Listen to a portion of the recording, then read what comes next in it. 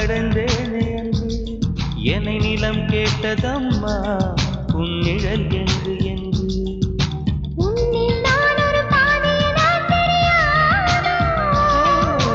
அன்பே நீ அதை சொல்லுவதே புரியாதா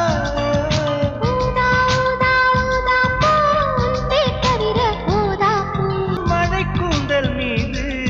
என் மனப்பூவை வைத்தேன் ஓர் உயிர் நூலை கொண்டு இரு உடல் சேரதைத்தேன்